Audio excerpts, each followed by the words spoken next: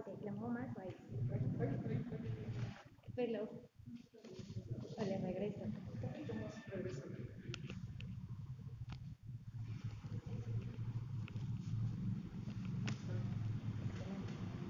Ya, ya está grabando. Ahora sí, el candil de allá arriba, para que haya más luz, porfa. Ustedes me avisan. Ya se está grabando, ¿Ya está grabando?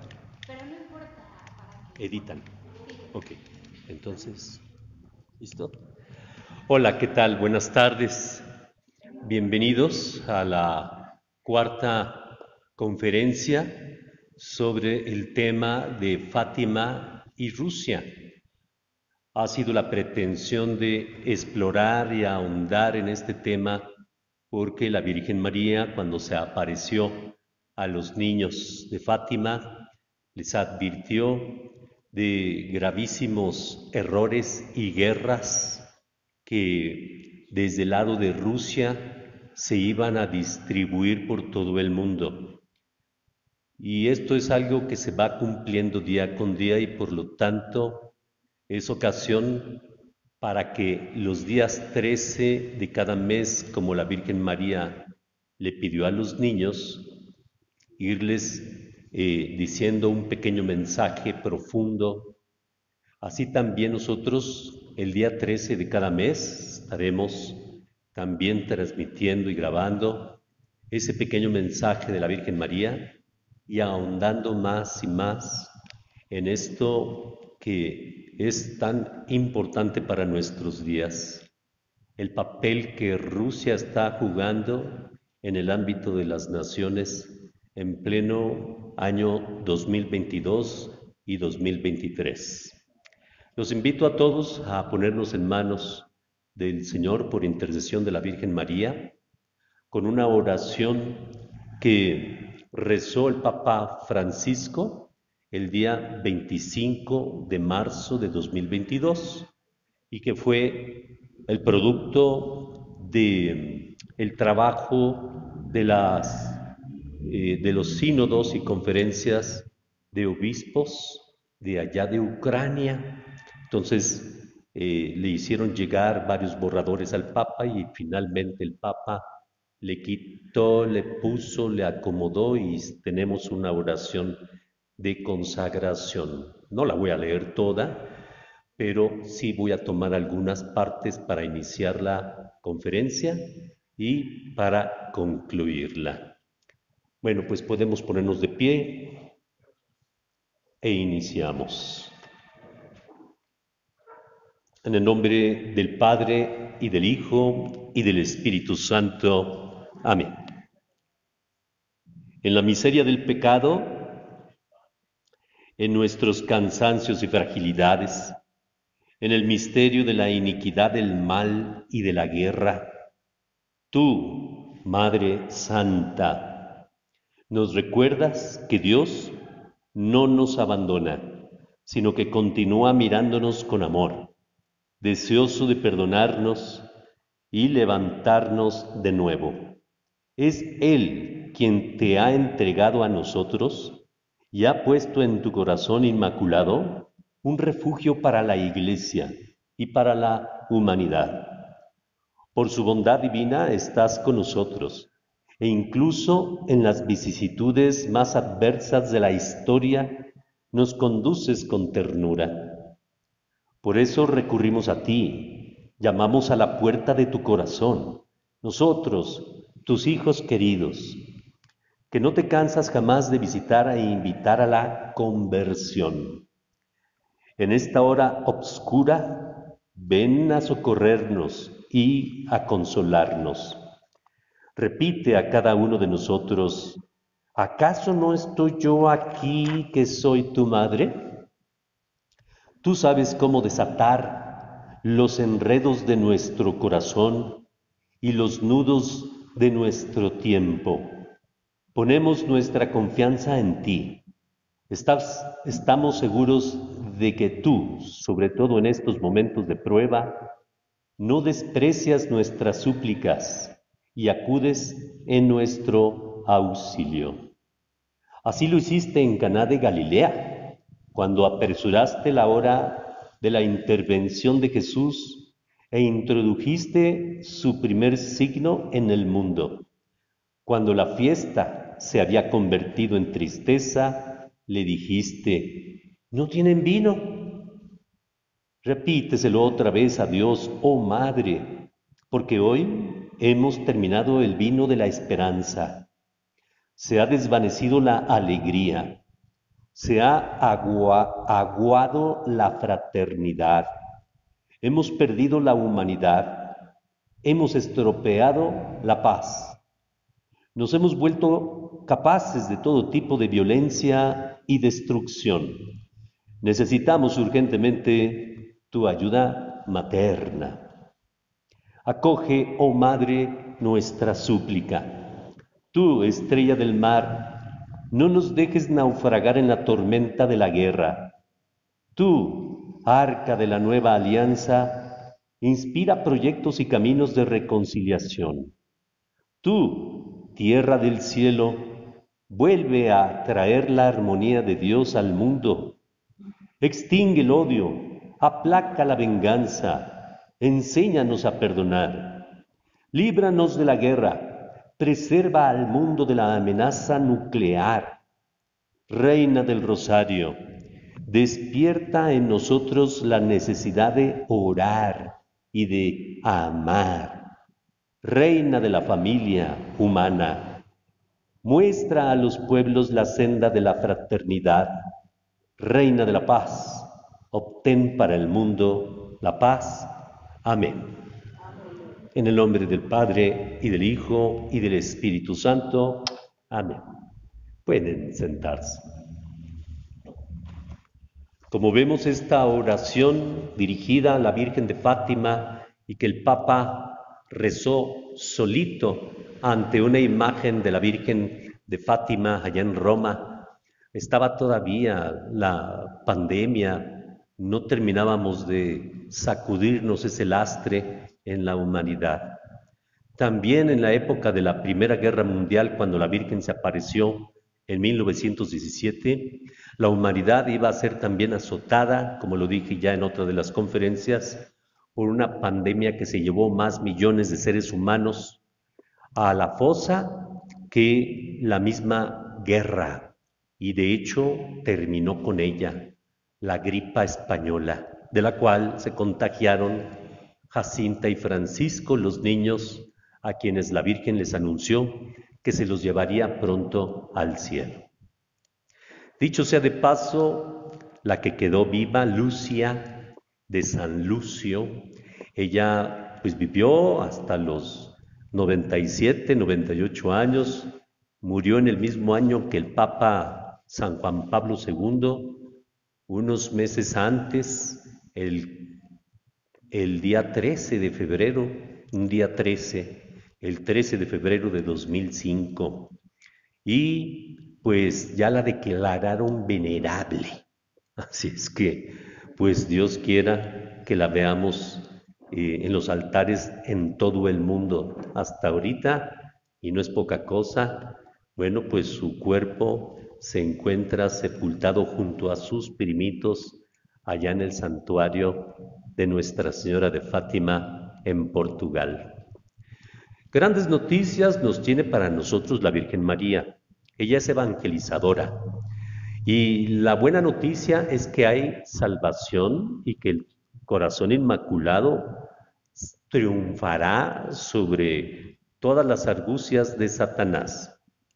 Y esto me permite recordarles a todos que cuando la Virgen María interviene en la historia es porque desde el cielo ve con claridad cómo Satanás, sus huestes, los recursos y la fidelidad de los partidarios de Satanás aquí en la tierra la van llevando de gane.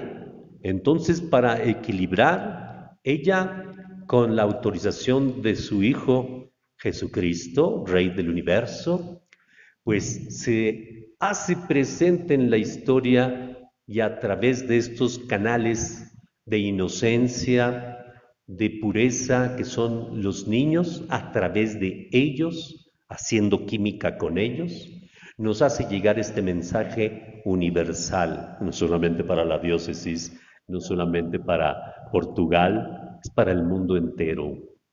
Y son pequeñas frases, pequeñas instrucciones que puedan ser memorables en el alma de esos niños. Y gracias a que eran pequeñitos estos mensajes, fue posible que Lucia después los pusiera por escrito. Muchos años después, ella no llegó y los escribió de inmediato, sino por instrucciones, por indicaciones, en obediencia del obispo de Leiria. Tuvo que escribir todo porque ya las autoridades diocesanas estaban buscando instruir los procesos de beatificación de sus dos primitos. Vaya que tardó todavía el proceso de beatificación de los niños. Hasta el año 2000, el año en que se reveló la tercera parte del secreto y fueron elevados a los altares. Bueno, la Virgen María es portadora de buenas noticias, pero tiene que intervenir de manera directa así. ¿Por qué? Porque la humanidad, ella veía con claridad, y todos los ángeles del cielo, cómo la humanidad se iba encaminando irreductiblemente hacia unos desastres tremendos. Y pues ella advierte, no amenaza, ella advierte de las cosas por venir. Y así fue el caso en el mensaje del 13 de julio de 1917, como la Virgen María, por una inmensa gracia para toda la humanidad, les revela a los niños unas visiones del infierno. Esto es muy chocante para la cultura actual que cree haber superado todas estas imágenes, todas estas cosas que parecen como de la época del Renacimiento. Pero no, son del Evangelio, de la Sagrada Escritura, de lo que nuestro Señor Jesucristo nos advirtió una y otra vez. La Virgen María se aparece para recordárnoslo y plantarnos en una realidad que va más allá de lo que nosotros percibimos con los cinco sentidos. Les abrió el entendimiento, les abrió los sentidos espirituales a estos tres niños y pudieron ver el infierno. Pero no solo eso, sino que la misma Virgen María les explicó en aquella entrevista que tuvieron con ella en medio de un gentío difícil de contar en la cova de Iria, les explicó la necesidad de que la humanidad estuviera consciente de hacia dónde va el destino de persona por persona, si su opción no es la de la salvación, la de la preciosísima sangre de Cristo, la del sacramento del altar, que ya unos meses antes el ángel del Señor les había revelado ya a los niños, a manera de un cáliz con la copa hasta los bordes y la forma de la cual goteaba sangre y caía en el cáliz. Son visiones tremendas, y como para que los niños las retuvieran, no, bueno, pues tuvieron que compartir todo eso, primero con el párroco, luego con el obispo, y luego cualquier cantidad de interrogatorios tremendos hasta la vejez. Lucia tuvo que responder y todavía al final de sus días le pidieron que volviera a escribirlo todo. Ella no aguantó, ¿verdad? Hizo lo posible ya, con lentes así como de lupa, ya cansada. Pues sí, se puso a escribir, pero ya no alcanzó a reescribirlo todo otra vez. Era como que, ¿para qué, verdad? Forzar su memoria a ver si coincidía a los 97 años con lo que escribió a los 35 años. Pues no, ¿verdad? No está igual. Bueno, la Virgen María nos hace conscientes de que vivimos en medio de una batalla contra las fuerzas del mal. No las vemos del todo y es parte de la estrategia del misterio de iniquidad mimetizarse en un mundo y disfrazarse de bien. De otra manera, pues entonces no avanza el demonio. El demonio avanza convenciendo, persuadiendo, ganando el consentimiento uno por uno de todos los seres humanos. Así seamos cristianos o no lo seamos, ateos, musulmanes, judíos. Lo que el demonio quiere es obtener el consentimiento para vivir en pecado mortal, que es finalmente lo que conduce al infierno. Es decir, nosotros no podemos ni debemos imaginar que viene el demonio volando como en las películas de las calles del infierno 3 y 4, ¿verdad? Y agarra así como un águila a una persona, al muchacho, y se la lleva quién sabe a dónde. No es así, sino que el demonio trabaja con inteligencia, convenciendo, persuadiendo y ganando almas para el infierno. Lo siento mucho para los que no les gusta que los sacerdotes hablemos del infierno, verdaderamente lo lamento, pero es nuestra obligación, porque así nos lo plantea la mismísima Virgen María. Quizá por no haber predicado suficientemente eh, la escatología, las ultimidades, todas estas cosas, quizá por eso se ha relajado la fe, las costumbres y finalmente la pérdida de la fe, la apostasía. No nos damos cuenta cómo va avanzando casillero por casillero, escalón por escalón, el enemigo. Se mimetiza, se disfraza y anda tranquilamente en medio de un mundo que cada vez más le otorga su consentimiento. En las leyes, persona por persona, en los poderes políticos, legislativos, el demonio se mueve en todos los frentes, no crean ustedes que nada más en el nivel del corazón de la persona y de su voluntad, se mueve en todos los niveles y también les pica la cresta a aquellos grandes políticos que tienen mucho poder para incluso amenazar a la humanidad con una guerra y con la destrucción total.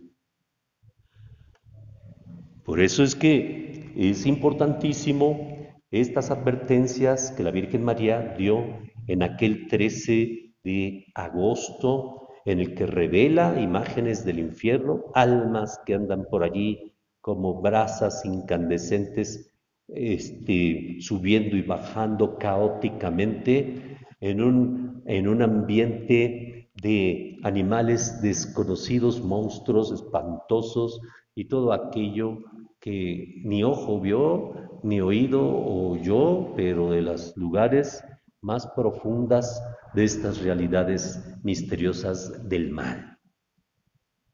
Entonces, solamente voy a recordar por unos momentos la frase que la Virgen le dijo y que le da sustento al tema de hoy, que es Fátima y Rusia. Mensaje del 13 de julio de 1917. Segunda parte del secreto, que no es otra cosa sino la explicación que la Virgen María da a Sor Lucia. Guarda. No, ya, son las últimas. Ya se acabaron. Sí. Dice así, no es la hojita que ustedes tienen, la hojita que ustedes tienen es la de agosto, no la vean ni se me distraigan. Este es un recuerdo de lo del mes pasado para contextualizarnos y poder comprender esta que tienen ustedes en sus manos. Entonces, sobre sus rodillas, no se me distrae. Bien, segunda parte del secreto de Fátima. Les dice a los tres, la Virgen María, les dice a los tres, ustedes han visto el infierno, porque estaban pero bien asustaditas las pobrecitas. Y asustadito, Francisco, Jacinta y Lucia. Ustedes han visto el infierno donde van las almas de los pobres pecadores, entiéndase, de los que están viviendo en pecado mortal, tranquilamente. Es para salvarlos que Dios quiere establecer en el mundo una devoción a mi inmaculado corazón. Si ustedes hacen lo que yo les diga, muchas almas se salvarán y habrá paz. Dos cosas. Por una parte, el aspecto trascendente que es la salvación, que es propio de la iglesia, del quehacer de la iglesia, la salvación. Pero por otra parte, una dimensión terrenal que no le es indiferente a la iglesia y de lo cual ha hecho conciencia la iglesia en el Concilio Vaticano II, como lo es la paz en el mundo. El Papa Juan XXIII escribió una encíclica que se llama Pacem in Terris, o sea, el ser espiritual, el creer en Dios, no nos exime de la responsabilidad de poner siempre todo nuestro empeño en que este planeta viva en paz entre las naciones, entre las familias, dentro de las familias. Tenemos esa gran responsabilidad. Por eso es que la Virgen María dice, si ustedes hacen caso de esto, por una parte, muchas almas se van a salvar y por la otra, habrá paz en el mundo. La Virgen María no le es indiferente los problemas de la guerra, las matanzas. No, sí, por eso es que se apareció aquí en México, en medio de la conquista, no dejaba de haber matanzas y persecuciones y exterminio hasta que ella se apareció con todo el fenómeno humano indígena para que respetaran a los de aquí, los que venían de Europa. Frenó las matanzas, frenó la violencia. Así también allí la Virgen María, al decirles esto, se está presentando como una mujer enviada por parte de su Hijo para poner paz. Pero, ¿cuáles son los recursos? ¿Cuáles son los recursos que la Virgen María está proponiendo? ¿A poco está proponiendo juntas intensivas de negociaciones? Como dicen por allí los abogángsters, más vale un mal arreglo que un buen pleito. No es eso lo que la Virgen María está promoviendo, sino que lo que está promoviendo para poner fin a la guerra y para salvar muchas almas es la oración, el rezo del Santo Rosario, los sacramentos. La devoción al corazón inmaculado de María te lleva a orar, a estar en conectividad con ella. Entonces, sigue diciendo, si ustedes hacen lo que yo diga, muchas almas se salvarán y habrá paz. Esta guerra cesará, está hablando de la Primera Guerra Mundial, porque hay un conflicto que no terminará sino hasta que Jesucristo venga, y es el conflicto entre Satanás y la creación de Dios, entre la cual se encuentra el ser humano. En medio de la refriega se encuentra el ser humano. Hay una guerra contra Satanás y de Satanás en contra de la criatura predilecta de Dios, que es el ser humano. La guerra de Satanás no es solamente contra los cristianos o contra los santos, es contra todo el género humano. Por eso, ese texto del Génesis, habrá enemistad entre tu descendencia y la suya. Ella te aplastará la cabeza y tú te abalanzarás sobre su talón, sobre su calcañar. Pero esto va a continuar hasta que Jesús venga en poder y gloria. Sin embargo, en este mensaje está hablando de la guerra, de las bazucas, de las ametralladoras, de las trincheras, de los balazos, de los fusiles, de los avioncitos, de los tanquecitos. Va a terminar esa guerra. Es de interés público internacional que no haya una guerra mundial. Y si la hay, que concluya. Y que tampoco haya quien promueva nuevas guerras. Aprendiendo de una primera guerra mundial era suficiente para que nunca jamás hubiera una segunda guerra.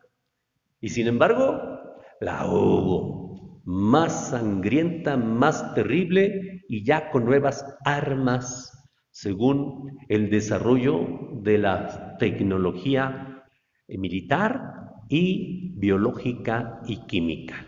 Tremendo. Entonces la Virgen María continúa diciendo en esta segunda parte del secreto, esta guerra cesará, pero si los hombres no dejan de ofender a Dios, es decir, el pecado mortal, tenemos que ser bien concretos en algunas expresiones para no perdernos en el espacio sideral de las ideas. Está hablando del pecado mortal. Hay quienes quisieran que del catecismo de la Iglesia desaparecieran conceptos de pecado original, pecado mortal, pecado venial, como que ya se oye antiguo y que no sé qué. No. Eso es lo que quiere Satanás, que se borren todos estos conceptos para ganar, para ganar batalla, para adelantar. Entonces nos dice, si los hombres no dejan de ofender a Dios, otra guerra más terrible comenzará más adelante.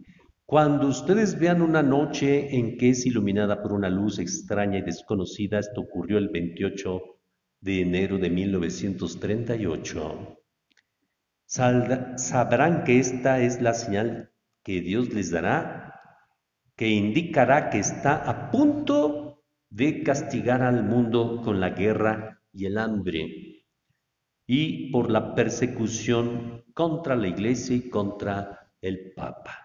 Efectivamente, entonces, unos meses después comenzó la Segunda Guerra Mundial y a ver cómo la paran. Esto es como los perros estos de pelea, que una vez que se ha trabado la mandíbula, a ver cómo la destraban, hasta que muere uno de los perros, ¿verdad? Así ocurrió también, se trabaron las mandíbulas de esas naciones poderosas que entraron en guerra y ya no podían dar marcha atrás. Todos perdieron, porque una guerra, según los militares, se gana cuando no hay muertos, ¿no? Pero cuando hay millones de muertos, pues ya no resultó costeable, ya no ganaron. Imagínense que México se involucrara en una guerra teniendo 120 millones de habitantes y gana la guerra, pero murieron 119 millones. ¿Qué clase de victoria es esa? Aquí murieron millones y millones de personas en obediencia, porque pues tenían que acatar las instrucciones y las órdenes de los generales, que todo lo dirigían desde sus búnkers y no arriesgaban el pellejo.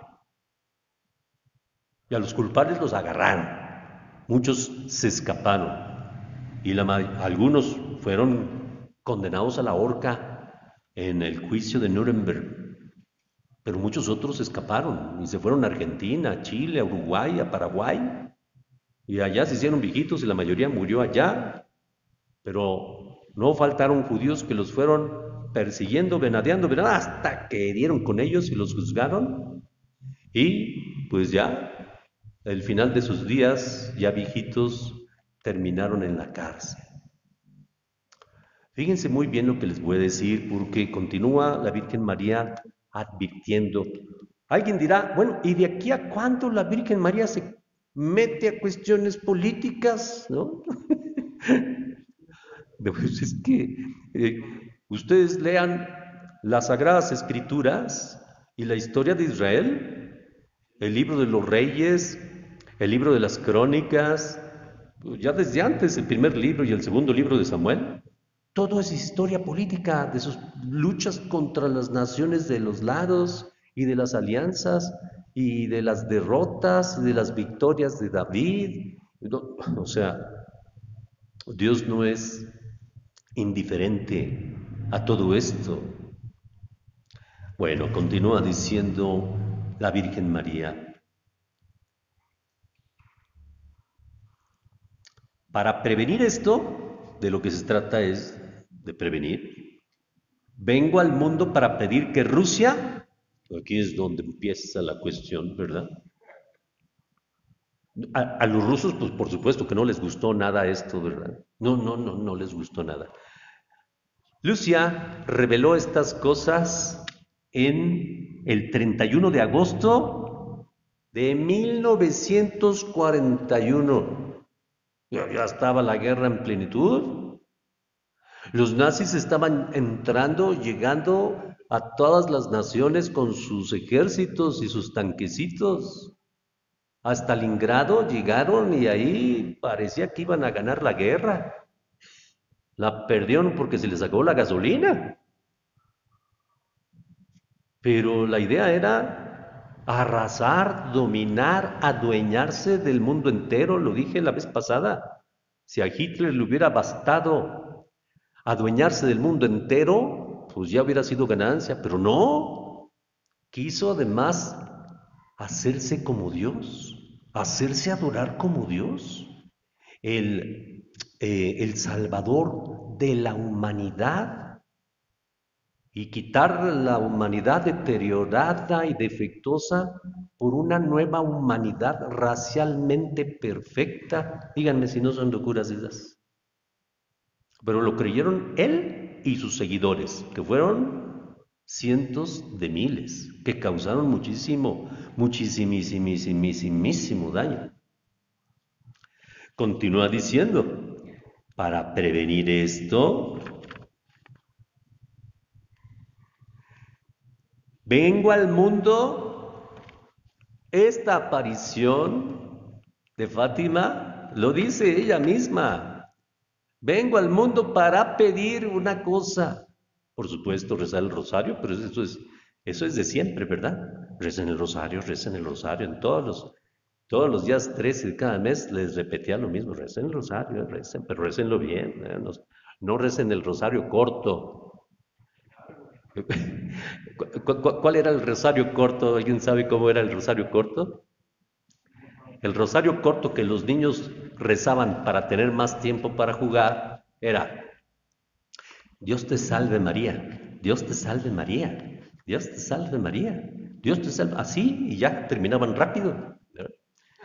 Ese era el rosario corto. No, la Virgen les dijo, no, ¿qué pasó? Completito, ¿eh? Pero aquí lo está especificando, pero esta aparición en concreto es para pedirle a la humanidad que consagren a Rusia a mi inmaculado corazón. Por supuesto que tenía que hablar del corazón inmaculado, de una devoción al corazón inmaculado. Si no hay una devoción al corazón inmaculado, ¿qué sentido puede tener consagrar a una nación agresiva y llena de errores y de guerras al corazón inmaculado, si ni siquiera se conoce el sentido del corazón inmaculado? O se puede confundir con una devoción boba, como decía Santa Teresa de Jesús: Dios me libre de devociones bobas. Y con justa razón, porque luego empiezan a circular cualquier cantidad de cosas raras, muy piadosas, pero que no tienen realmente una fuerza salvífica y entretienen y hasta desvían. La devoción al corazón inmaculado de María que ella pedía era para esto, lo dice justamente allí. Vengo al mundo para pedir que Rusia sea consagrada a mi inmaculado corazón. ¿Qué significa eso? No lo entendieron a la primera los papas o los obispos. Aún hoy nos cuesta trabajo comprenderlo y hay que reconocerlo. Sigue diciendo: y pido que los primeros sábados de cada mes se hagan comuniones en reparación por todos los pecados del mundo. La reparación es un concepto tradicional de la Iglesia pero que a partir del siglo XVII-XVIII comenzó a sonar cada vez con más fuerza, sobre todo a partir de Santa Margarita María Alacoque y el Sagrado Corazón de Jesús. Reparación, es decir, alguien blasfema, maldice, ofende a Dios y no parece que haya nadie que reaccione.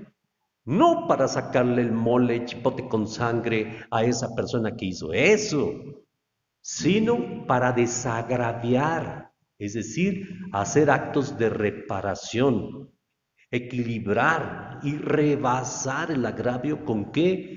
Con actos de sacrificio, de mortificación, de oración, de alabanza, de cantos, para desagraviar las grandísimas ofensas que a Dios se hacen. No estoy hablando de lo que hacen las sectas satánicas, ya están perdidos en el espacio esos cuates, ¿verdad? No hablo de ellos. Hablo del pecador mortal común, que son millones. Millones. La Virgen pues tiene que intervenir, advertir y pedir estos recursos que son del orden sobrenatural. No está proponiendo cosas en las que tengan que ver la ONU, la Organización de las Naciones Unidas, y ahora háganle así, ya háganle asado, no. Son recursos sobrenaturales porque ella sabe que esta guerra es una guerra que está por encima de las cosas que vemos. Pedro y Pablo lo advirtieron. Nuestro combate no es contra carne y sangre, no es contra personas o instituciones, es contra el demonio y los espíritus que andan por los aires. Por eso de este mundo celestial, angélico, desciende la Virgen María y nos pone en guardia. Cuidado, hijos míos. Quiero que tengan esta devoción a mi Inmaculado Corazón, y Rusia va a jugar un papel importantísimo en un futuro en un futuro no lejano, un futuro que ya es presente. Cuando la Virgen comunicó esto a los niños, aunque no lo escribieron de inmediato, lo hicieron. Ella lo hizo en 1917, cuando en Rusia estaban decapitando prácticamente a los zares, los bolcheviques, la revolución comunista llamada y conocida como la Revolución de Octubre, con todos los errores y las desgracias que iban a traer, no solamente sobre Rusia o las Rusias, como le llaman ellos, sino también de muchos otros países que los zares, como buenos imperialistas, ya habían conquistado para el gran imperio del zar, imperio ruso, hacia principios del siglo XX. Una gran cantidad de desgracias, de muertes, de guerras, de hambre, en la que murieron como 60 millones de personas. Sigo diciendo lo que dice el secreto.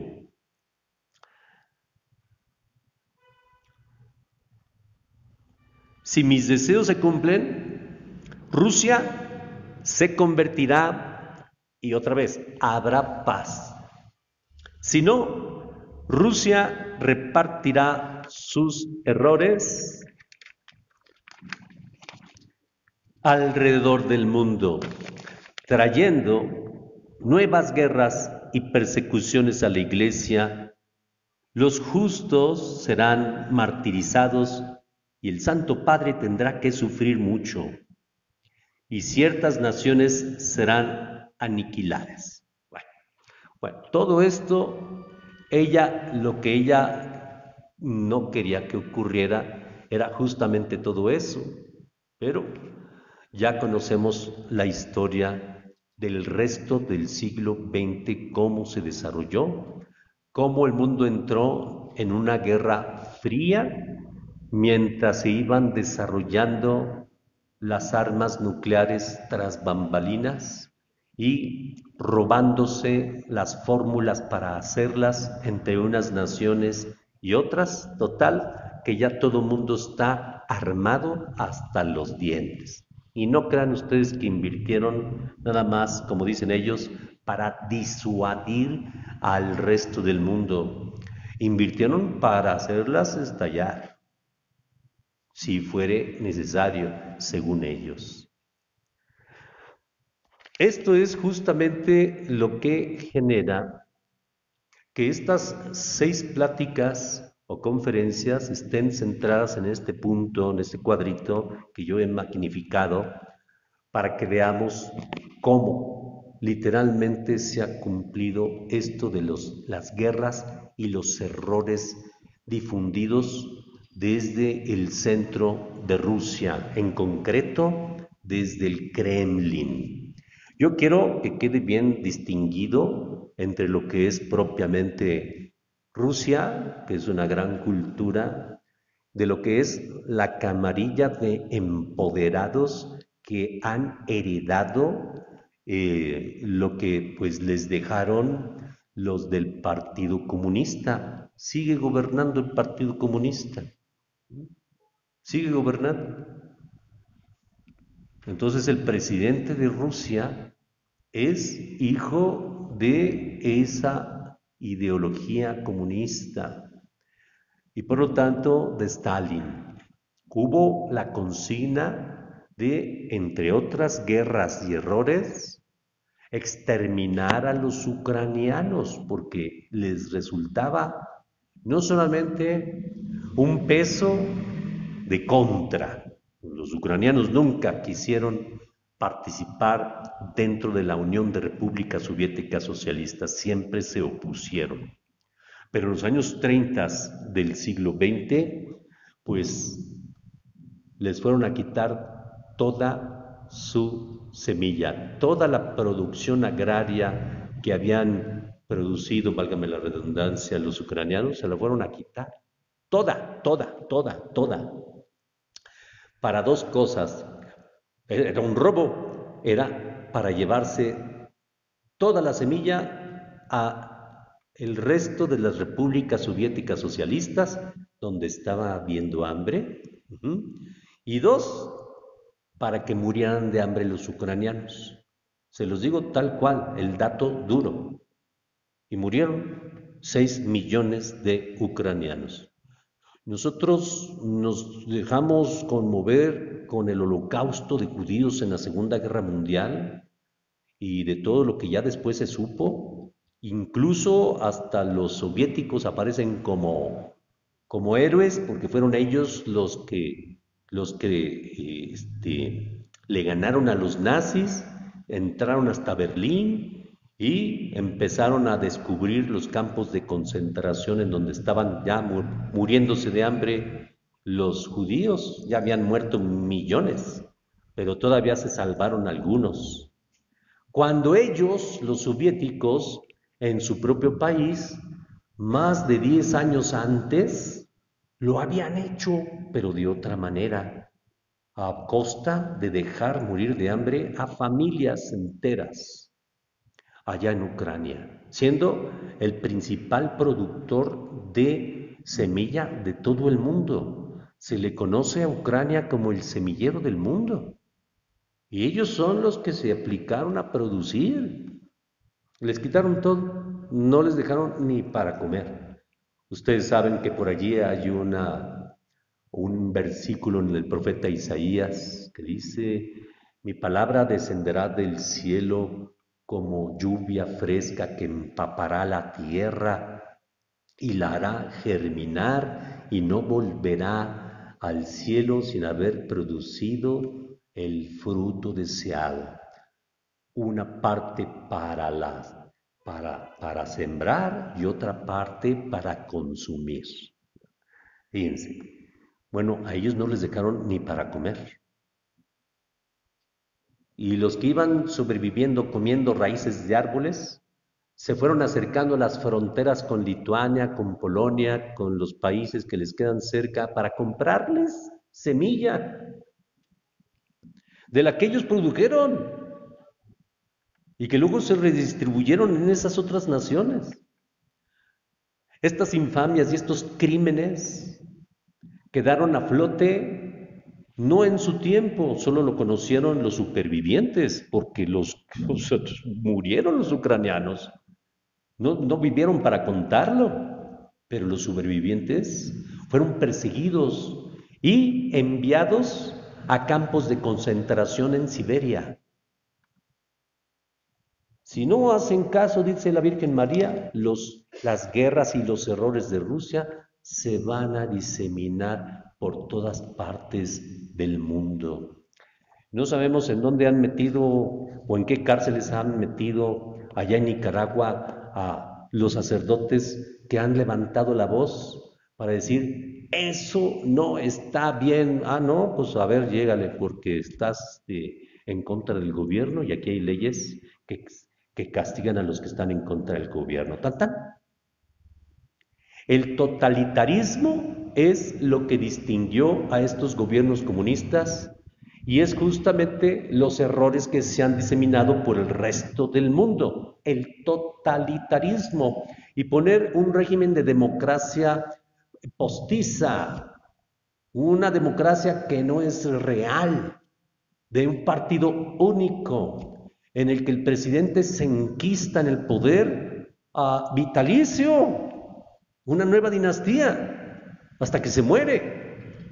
Y entonces son suplidos por otros del mismo partido que ya están listos para ocupar la silla presidencial.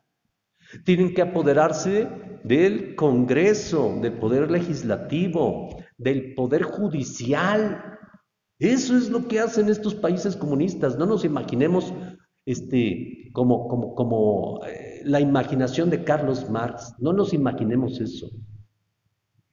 El comunismo tal cual se manifiesta por el totalitarismo, acapararlo todo. Entonces, en algunos países desprestigian al Poder Judicial. ¿Para qué? Para poner dentro del Poder Judicial gente que sea del partido. Llegan a decretar la extinción de todo un Congreso, legisladores, senadores y diputados para meter la gente del partido, como quisieron hacer allá en Perú. El nuevo presidente apenas entró al poder y dijo, declaro extinto el Congreso. O sea, ¿en qué mente cabe? No, pues claro que no se dejaron. Está loco y lo llevaron y está en el bote. ¿Y quiénes son los que se sintieron agredidos o ofendidos? Pues todos los comunistas que hay en Perú. Pero si la mayoría son comunistas, entonces tiene que respetar. Órale, ¿realmente lo son? Por eso les digo yo, el totalitarismo es la expresión exacta de lo que Rusia empezó a difundir por todo el mundo. Después le copió China. En China es el totalitarismo absoluto. No permiten que gobierne otra cosa que no sea ese partido. En algunos países, pues hubo movimientos que después adquirieron la forma de partido. Estoy hablando de los errores de Rusia y de las guerras que ha promovido en todo el mundo. Se cumple la profecía de la Virgen de Fátima. No me he salido de allí.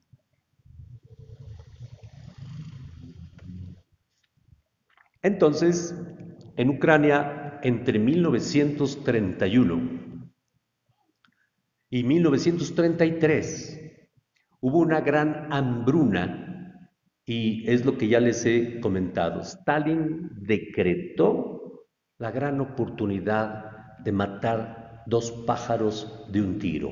Uno, requisitar toda la producción de grano y dos, el Holodomor. Holodomor significa matar de hambre colectivamente. No es matar de hambre un pollo ni dos, es matar de hambre a toda una nación.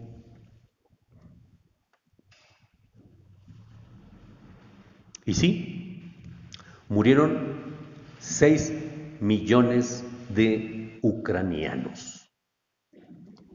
El Papa San Juan Pablo II, en el 70 aniversario de ese genocidio, de ese crimen de guerra, una vez que ya se ha disuelto la Unión Soviética y que se han conocido los archivos y todas estas infamias, el Papa Juan Pablo II, que era polaco, Polonia, también fue agredida por la Unión Soviética.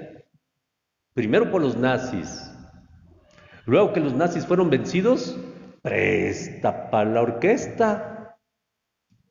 La Unión Soviética puso allí un régimen tal que el pueblo polaco no pudiera hacer otra cosa sino trabajar, trabajar, trabajar, trabajar, porque esa es la mentalidad del comunista.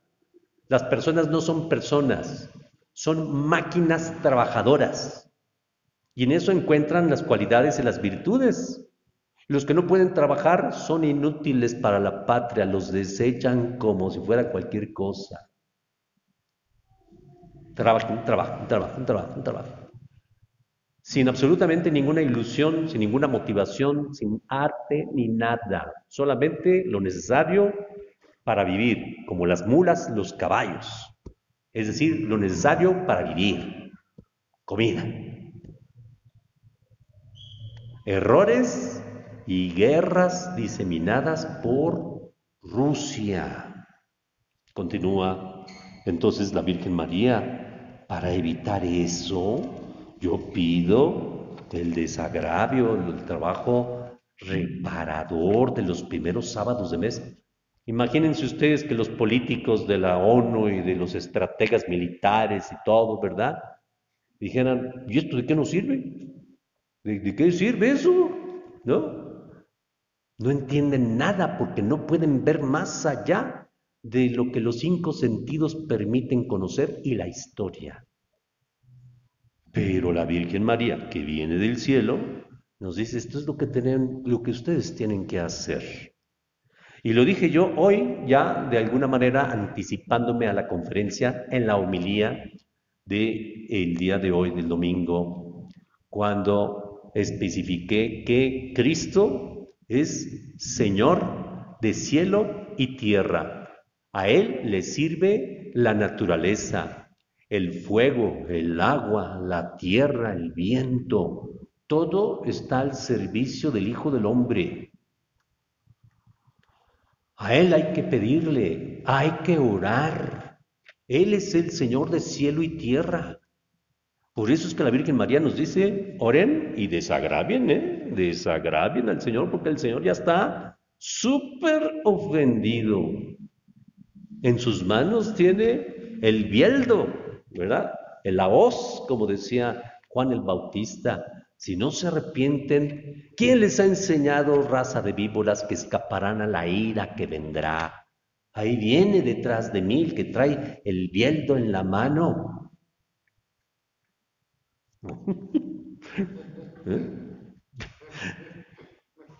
Hablaba de la segunda venida de nuestro Señor Jesucristo, que viene como justo juez.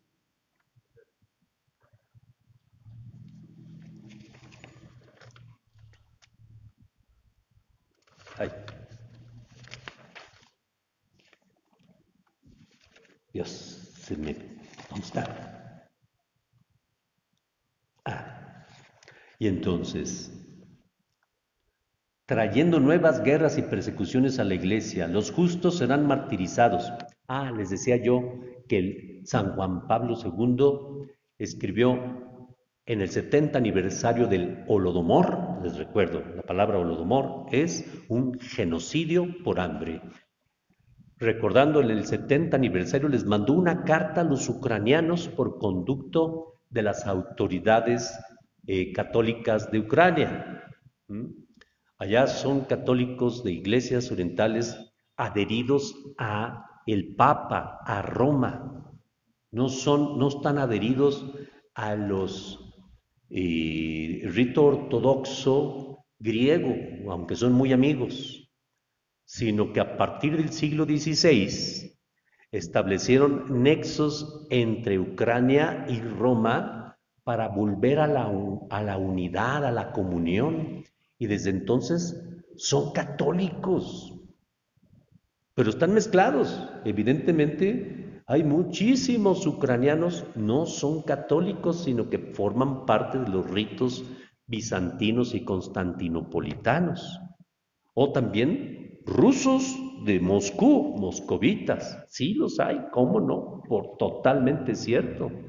Se hizo una mezcla ahí tremenda, pero hay muchísimos católicos. Bueno, a través de los obispos y patriarcas católicos les mandó una carta a San Juan Pablo II en el año 2003, o sea, en el 70 aniversario. Resten 70 años a 2003, ¿qué año nos da? 1933, cuando llevaban ya contabilizadas 6 millones de personas muertas, familias enteras, muchos niños. Hubo casos en los que, como en los Andes, tuvieron que comer carne de cadáveres para sobrevivir, recién muertitos, y hasta de familiares y vecinos. Los supervivientes hicieron eso, por eso consiguieron salir con vida. Despiadados aquellos que hicieron eso. Entonces el Papa Juan Pablo II, San Juan Pablo II, siendo polaco, compartiendo, Polonia y Ucrania son vecinos, son primos hermanos. Unos y otros, sus ancestros son eslavos. Las lenguas están emparentadas. Y se quieren mucho, además de todo. Entonces San Juan Pablo II, que sufrió la Segunda Guerra Mundial y toda la represión de la Unión Soviética sobre Polonia, que formaba parte del bloque socialista, el bloque socialista oriental, la Europa oriental, escribió esta carta a los ucranianos. Oh, ya se me acabó el tiempo. ¿Quieren que se las lea? Órale, conste, ustedes lo pidieron abrumadoramente. Ahí les va.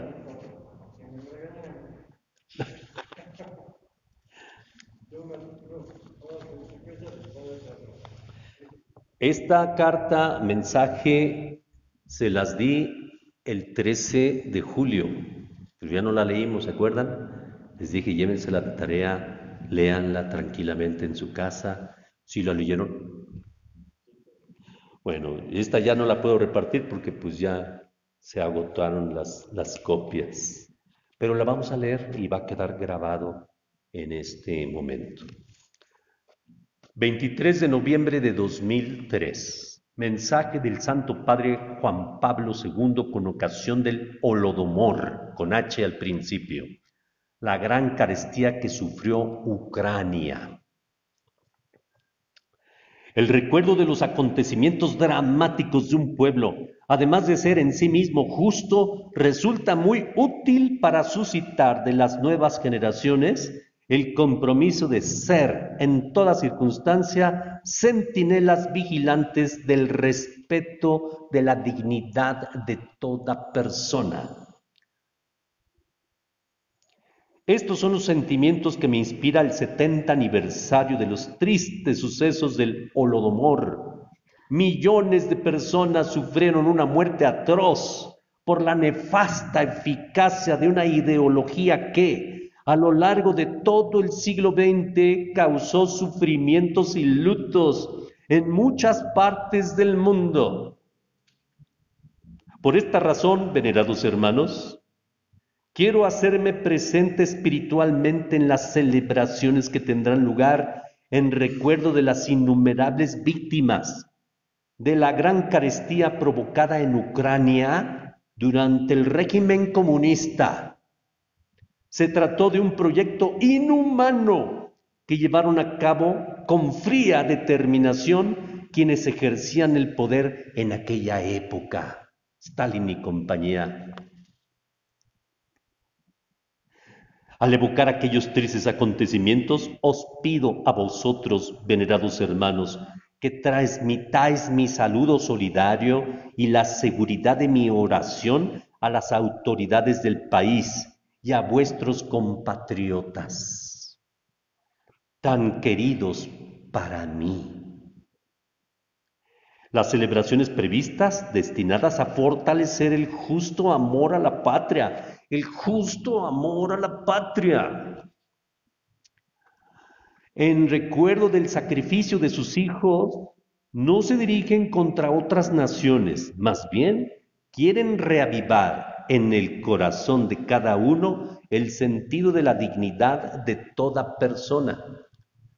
En el tiempo en que él escribió esto, 2003, Rusia todavía respetaba las fronteras de Ucrania, incluida la península de Crimea.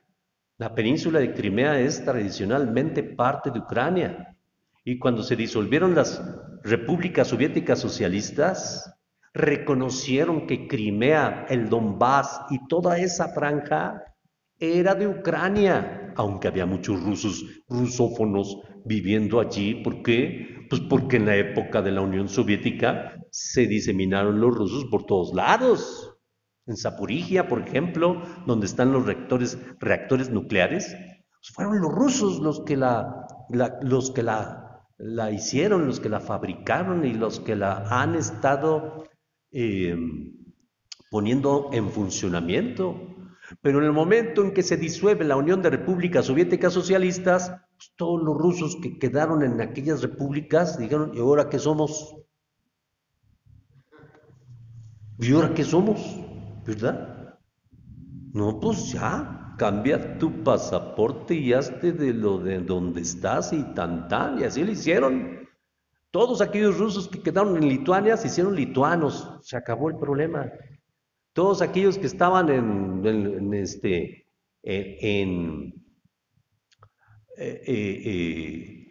esta Rusia, le llaman la Rusia blanca, Bielorrusia. ¿m?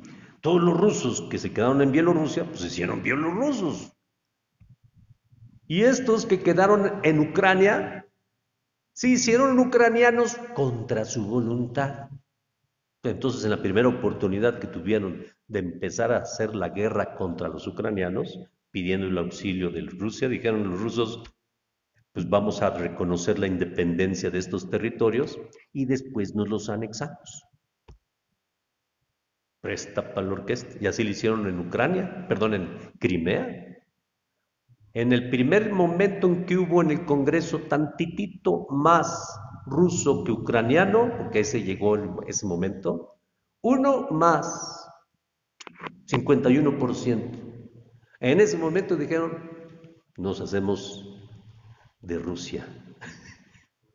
Pero ya para entonces, los rusos habitantes de Crimea ya habían derribado un avión civil de Ucrania. Y no, nosotros no fuimos.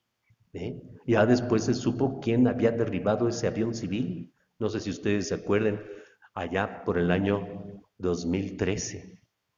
Bueno, entonces sigue diciendo San Juan Pablo II. Vuelven a la mente las fuertes palabras de mi predecesor, el Papa Pío XI, el que vivió entre una guerra y otra en los años 30 del siglo XX, de venerada memoria, el cual, refiriéndose a las políticas de los gobernantes soviéticos, los años 30 fue el Holodomor, de 1931 a 1933, era Pío XI el que era el Papa.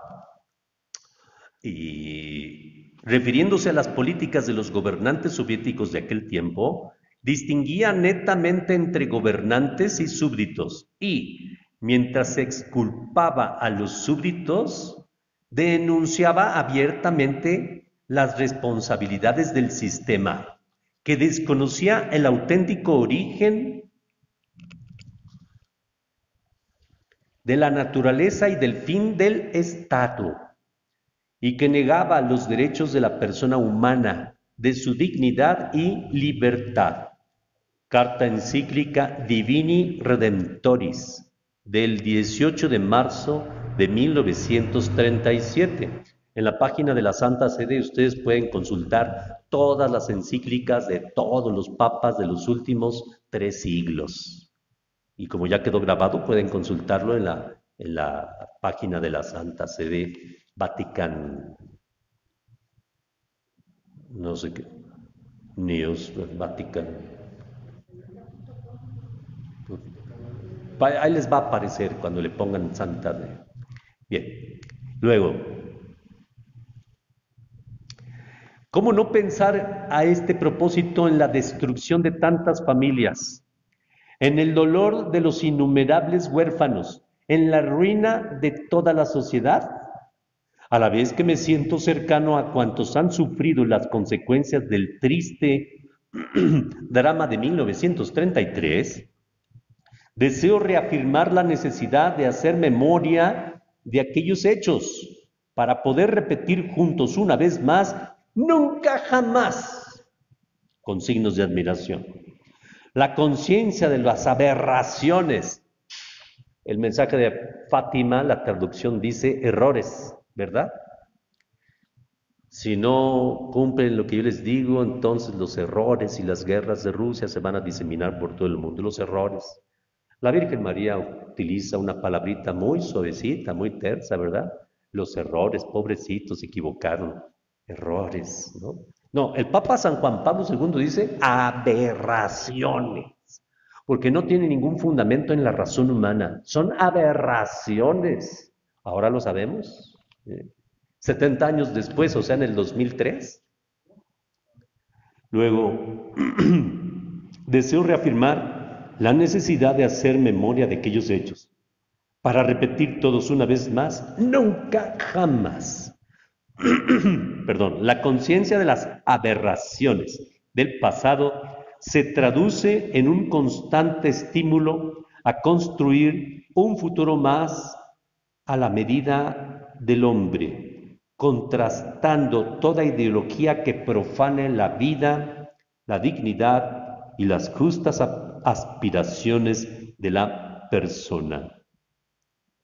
La experiencia de aquella tragedia debe impulsar hoy el sentir y el obrar del pueblo ucraniano hacia perspectivas de concordia y cooperación. Le hicieron caso al Papa, ¿eh? De verdad le hicieron caso y estuvieron trabajando codo a codo con los rusos luego de que se disolvió la Unión Soviética. Los rusos necesitaban mucha ayuda en aquellos años, ¿eh? Estaban reamoladísimos, pero se sentían humillados.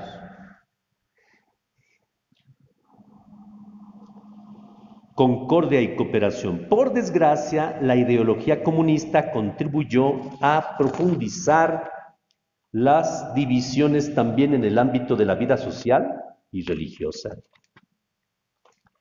Es preciso comprometerse en favor de la pacificación sincera y efectiva. De este modo puede honrarse adecuadamente a las víctimas pertenecientes a la entera familia ucraniana. Bueno, si a alguien le queda duda de que el Papa está con los ucranianos, si a alguien le queda alguna duda, lea el documento. Además fue 2 años antes, en el año 2001, a beatificar a los ucranianos mártires del sistema soviético por odio a la fe. Los mataron, laicos, religiosos y sacerdotes y obispos. Una cantidad muy grande de mártires, como aquí los mártires mexicanos, como 26, 27, y los que quedaron pendientes. También en Ucrania, en las mismas fechas de los años 30, 40, 50, siguió habiendo mártires. A eso fue el Papa San Juan Pablo II en 2001. Aquí tengo un engargolado donde imprimí toda la visita que el Papa hizo a Ucrania, desde que lo recibieron en el aeropuerto hasta que lo despidieron. Todos sus mensajes, a políticos, a empresarios, a estudiantes, a jóvenes, a mujeres, a los mismos migrantes, en fin, es completísimo y ahí podemos ver la verdad de las cosas, porque si alguien está bien enterado de lo que ocurre en una nación que está siendo agredida, ese es el Papa, porque le llegan informes de todos los católicos de aquella región. Aquí no hay de que nos pongamos a ver qué youtuber tiene razón y cuál no. ¿Qué opinador profesional político, verdad? ¿Y de qué partido? Es el Papa el que está hablando. Yo estoy prestando la voz para que el Papa se escuche, porque este documento ni se conoció en ningún lado. Y sigue diciendo,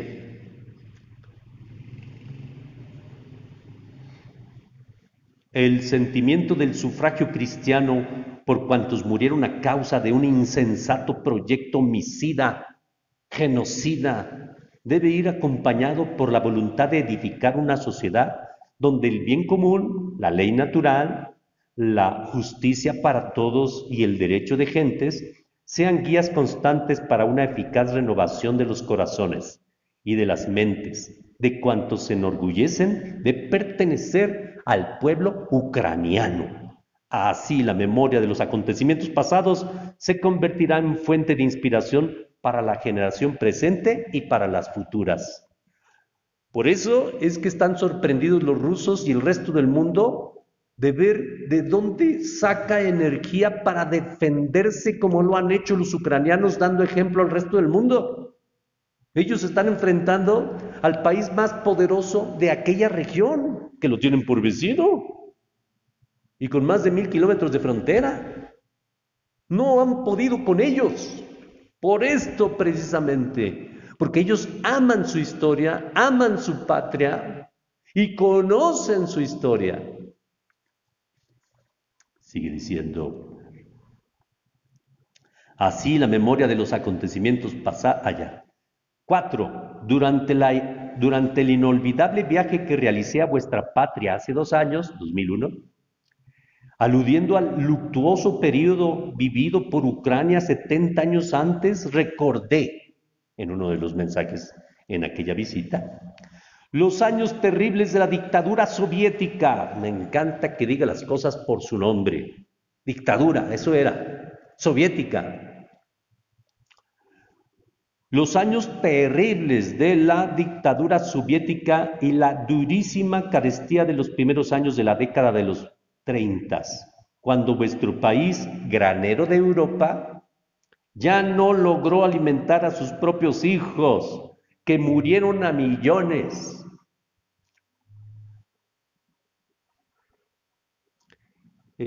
Alcanzar este noble objetivo depende en primer lugar de los ucranianos, a los que se ha encomendado la custodia de la herencia cristiana oriental y occidental, y la responsabilidad de hacer que llegue a una síntesis original de cultura y de civilización.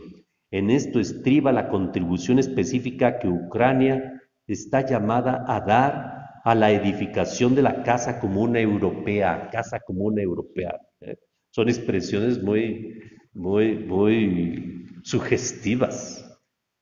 Si han querido hacer algo estos últimos papas, el polaco y el alemán, han sido generar espíritu para la vuelta a la unidad europea, como lo fue en la época de las cruzadas, para poder combatir, para poder defender la cristiandad. Pero las divisiones no permiten ya, hasta ahora, tener una Europa unida. Ellos que saben de guerras, estuvieron deseando y anhelando la unidad de Europa. Nunca jamás una guerra. Nunca. Entonces sigue diciendo el Papa, ya voy a terminar, Me faltan solamente ya 15 párrafos. No, no, no.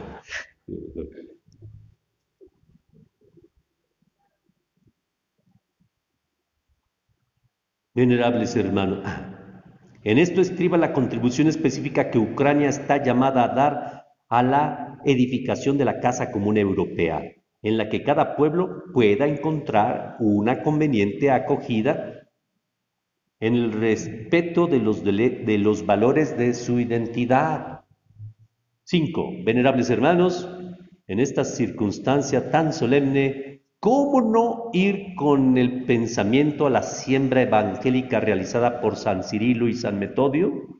¿Cómo no pensar de nuevo con gratitud en el testimonio de San Vladimiro y de su madre Santa Olga, por medio de los cuales Dios donó a vuestro pueblo la gracia del bautismo y de la vida nueva en Cristo? Es que ellos eran los reyes de Kiev, o Kiev, como dicen ellos, y fueron bautizados en la fe cristiana por San Cirilo y San Metodio, hermanos ellos.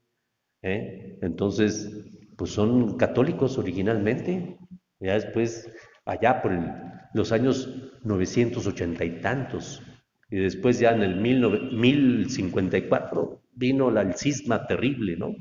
Pero en el siglo XVI volvieron a unirse con Roma los ucranianos. Continúo ahora sí, ya voy a terminar. Con el corazón iluminado por el Evangelio se puede comprender mejor cómo se debe amar a la patria para contribuir eficazmente a su progreso por el camino de la cultura y de la civilización. La pertenencia a una estirpe debe ir acompañada por el compromiso de un generoso y gratuito intercambio de los dones recibidos en herencia por las generaciones precedentes, para edificar una sociedad abierta al encuentro con otros pueblos y otras tradiciones. Último párrafo. A la vez que deseo que el pueblo ucraniano mire los acontecimientos de la historia con ojos reconciliados, encomiendo a cuantos aún sufren las consecuencias de aquellos tristes sucesos a las consolaciones interiores de la Santísima Virgen Madre de Dios. Avalo estos sentimientos con una especial bendición apostólica que os imparto a vosotros, venerados hermanos, y a cuantos están encomendados a vuestra solicitud pastoral, invocando sobre todos abundantes efusiones de favores celestiales. Vaticano, 23 de noviembre del año 2003, solemnidad de nuestro Señor Jesucristo, Rey del Universo. ¡Viva Cristo Rey! Bueno, pues hasta aquí ya agoté el tiempo que he estimado para la conferencia. Los materiales son muy abundantes, solamente se los voy a recomendar para si ustedes quieren abundar en la materia y no abandonarse a las manos de los youtubers ideológicos que están en contra de Ucrania y que protestan porque pues hay naciones que les ayudan a defenderse, ¿no? Entonces están que se mueren del coraje porque hay naciones que les ayudan a defenderse. Pues, ¿cómo no se van a defender? O sea, quieren que se entreguen así nomás y que se vuelvan esclavos otra vez de los nuevos zares. Los nuevos zares. Zar significa César. Entonces les recomiendo ampliamente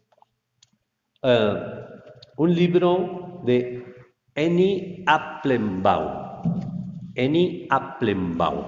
Este ladrillo que ven ustedes es un trabajo de investigación de una periodista. No pocas veces los periodistas hacen el trabajo mejor que los investigadores.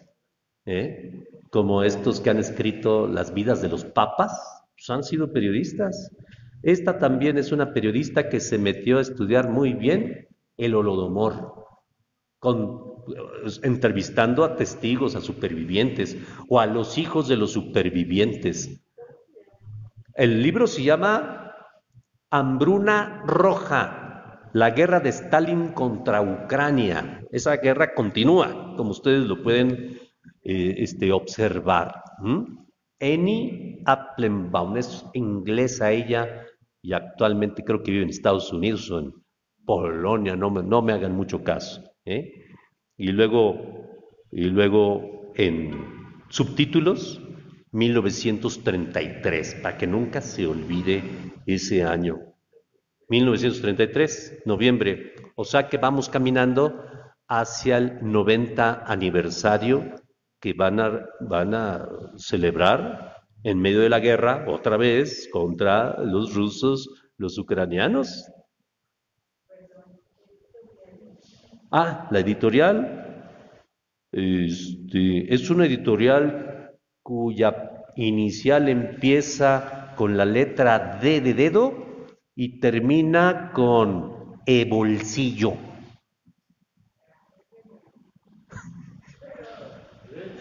Acá lo puedes después consultar. También les recomiendo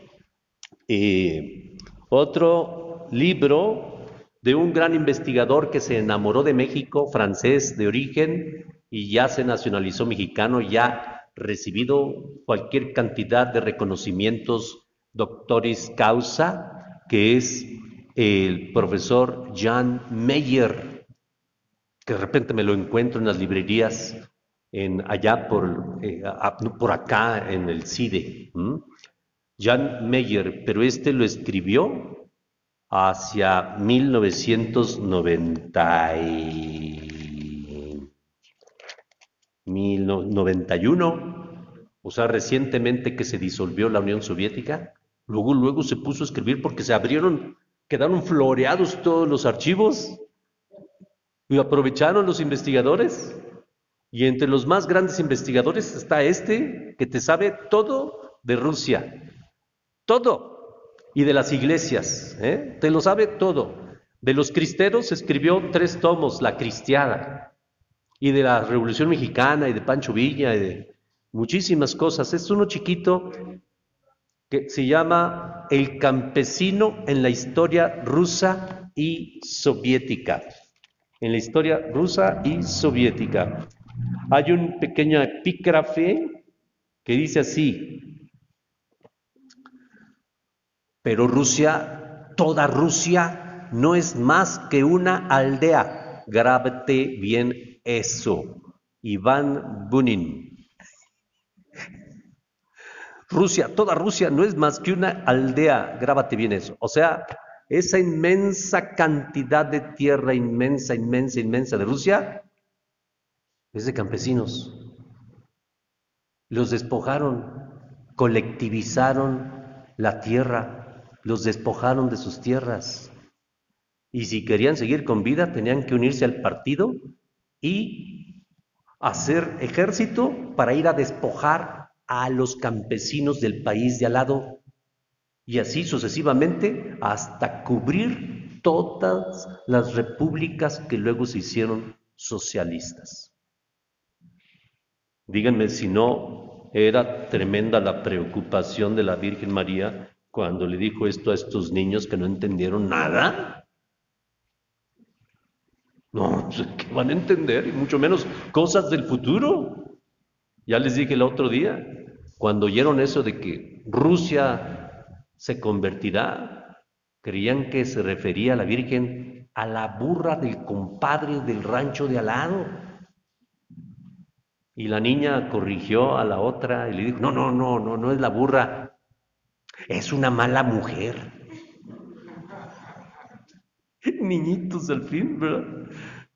¿Y dónde que se fue desarrollando toda una serie de consecuencias imposibles de prever, si es que la Virgen María no se los dice de antemano? Se siguen cumpliendo y van para más. No crean ustedes que se ha consumado todo. Continúa eso, su curso, y es de veras de temer. Bueno, este librito se los recomiendo ampliamente para que conozcan cómo, por qué y cuándo ocurrió el Holodomor. Tiene capítulos que se dedican a eso, el genocidio, el exterminio. El autor es un autor católico, pero no por ser católico catequiza con sus libros, o sea, él es objetivo. sigue el método del historiador, rígido. Ya en el fuero interno, él se revela católico y le interesa el destino de las iglesias y sus divisiones, todo. Pueden ustedes encontrar cualquier cantidad de podcasts en el YouTube si ponen Jan Meyer, con Y. Escúchenlo, ¿eh? No es un señorón, pero lo mejor que yo he visto y leído en materia de investigación de historia. Me gusta. Hay que consultarlo. Se llama El campesino en la historia rusa y soviética, o sea, antes de la Unión Soviética, durante la Unión Soviética y ¿qué? La editorial. Es una editorial que tiene 3 letras. La primera es F, la segunda es C y la última es E. Pero, pues es de 1991, yo espero que esté, yo creo que sí, porque se llama, la colección es la colección popular, como para estudiantes, ¿no? Esa es la idea de la colección popular. Muy baratitos estos libros, no cuestan más de 40 pesos, 30, ¿no? Y continúo con estas recomendaciones. Hay otro ladrillo. Yo quisiera tener tiempo para leerlos de principio a fin, no puedo hacer sino escanearlos y darme cuenta que son citados muy seguido, muy frecuentemente por otros como Jan Meyer. Jan Meyer cita mucho a Vida y Destino de Vasily Grossman. Él vivió todos estos horrores siendo soldado y lo escribió, lo persiguieron, lo mandaron a Siberia, se escapó. Sus escritos los alcanzó a filtrar a Francia y los publicaron en Francia y gracias a sí se salvaron. Se llama Vasily Grossman. Es, digamos, autobiográfico, novelado, un género verdaderamente muy interesante y muy ameno. Y hay otro en editorial Encuentro, ya lo dije, bueno, editorial Encuentro, este ya creo que lo había yo mencionado, se llama Historia de la Iglesia del Silencio, de Florencio Ubeñac, con H. Florencio Ubeñac, con H al principio, Ubeñac.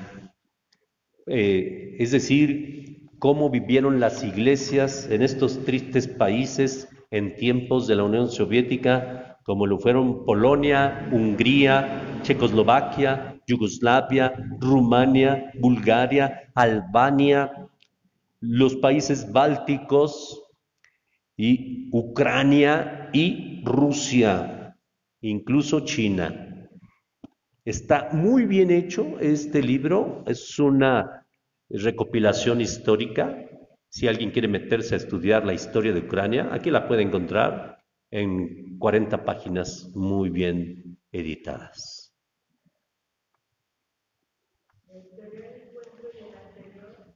El anterior se llama Vida y... ¿La editorial?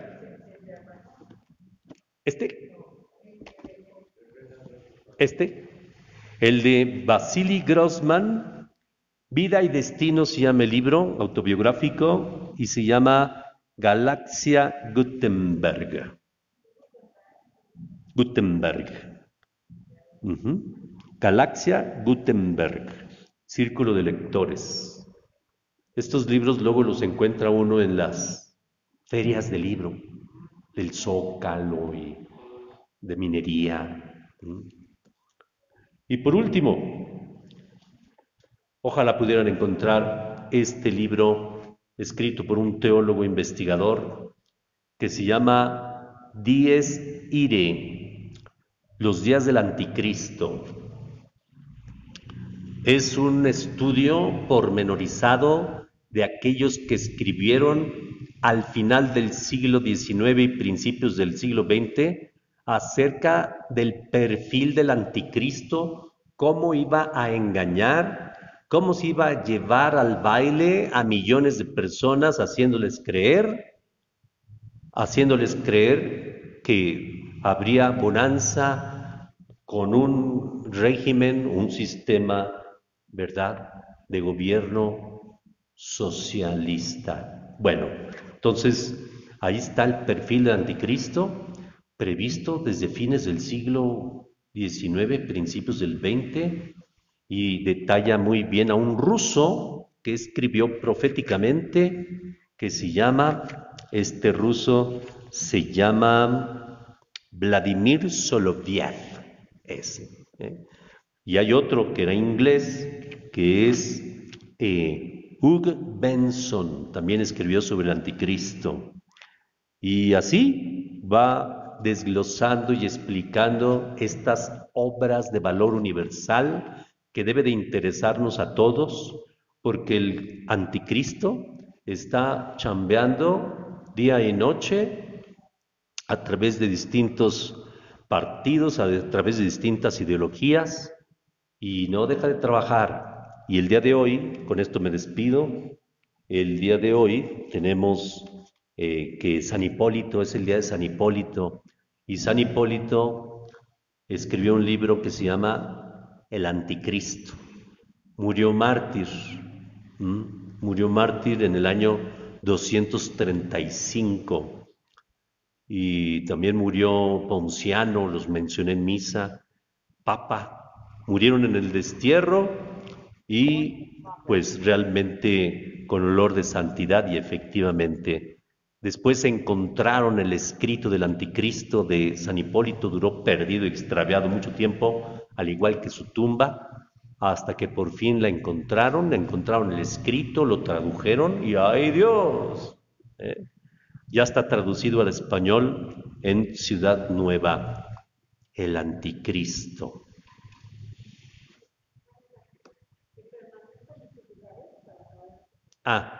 Entonces pues ya recibí yo instrucciones de nuestra moderadora que les tiene preparadas una sorpresa, que por favor se mantengan sentaditos, que nadie se escape.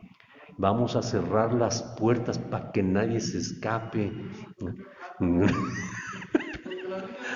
Porque pues hay un pequeño refrigerio para todos, un pancito, un cafecito, y pues los invitamos a todos a compartir. Con esto damos conclusión y cierro con un fragmento de la oración de consagración del día 25 de marzo de 2022, con los que se consagró a Rusia y a Ucrania al corazón inmaculado de María, no solamente el Papa, sino todos los obispos del mundo y también todos los fieles laicos y religiosos y sacerdotes. Dice así: en el nombre, nos ponemos de pie en el nombre del Padre y del Hijo y del Espíritu Santo. Amén. Que tu llanto, oh Madre, conmueva nuestros corazones endurecidos, que las lágrimas que has derramado por nosotros hagan florecer este valle que nuestro odio ha secado. Y mientras el ruido de las armas no enmudece, que tu oración nos disponga a la paz. Que tus manos maternas acaricien a los que sufren y huyen bajo el peso de las bombas. Que un abrazo materno consuele a los que se ven obligados a dejar sus hogares y su país. Que tu corazón afligido nos mueva a la compasión, nos impulse a abrir puertas y a hacernos cargo de la humanidad herida y descartada. Santa Madre de Dios, mientras estabas al pie de la cruz, Jesús, viendo al discípulo junto a ti, te dijo: ahí tienes a tu hijo. Y así nos encomendó a ti. Después dijo al discípulo, a cada uno de nosotros: ahí tienes a tu madre. Madre, queremos acogerte ahora en nuestra vida y en nuestra historia. En esta hora, la humanidad agotada y abrumada está contigo al pie de la cruz y necesita encomendarse a ti. consagrarse a Cristo a través de ti. El pueblo ucraniano y el pueblo ruso que te veneran con amor recurren a ti, mientras tu corazón palpita por ellos y por todos los pueblos diezmados a causa de la guerra, el hambre, las injusticias y la miseria.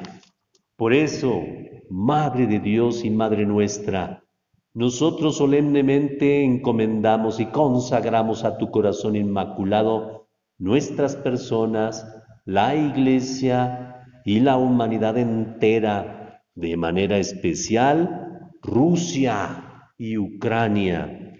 Acoge este acto nuestro que realizamos con confianza y amor. Haz que cese la guerra. Provee al mundo de paz. El fiat, el sí que brotó de tu corazón, abrió las puertas de la historia al príncipe de la paz. Confiamos que, por medio de tu corazón, la paz llegará. A ti, pues, te consagramos el futuro de toda la familia humana, las necesidades y las aspiraciones de los pueblos, las angustias y las esperanzas del mundo. Que a través de ti la divina misericordia se derrame sobre la tierra y el dulce latido de la paz vuelva a marcar nuestras jornadas. Mujer del sí, sobre la que descendió el Espíritu Santo, vuelve a traernos la armonía de Dios. Tú que eres fuente viva de esperanza, disipa la sequedad de nuestros corazones. Tú que has tejido la humanidad de Jesús, haz de nosotros constructores de comunión. Tú que has recorrido nuestros caminos, guíanos por las sendas de la paz. Amén. En el nombre del Padre, y del Hijo, y del Espíritu Santo. Amén. Muchas gracias a todos ustedes que vinieron y estuvieron con paciencia hasta el final de la conferencia, y a todos los que nos han estado siguiendo o nos van a ver con posterioridad. Gracias a los medios digitales. Muchísimas gracias a las personas que me ayudaron, me auxiliaron a transmitir y grabar esta conferencia. Que Dios los bendiga y que bendiga también el pancito y el cafecito que estamos por inaugurar. Gracias, buenas noches.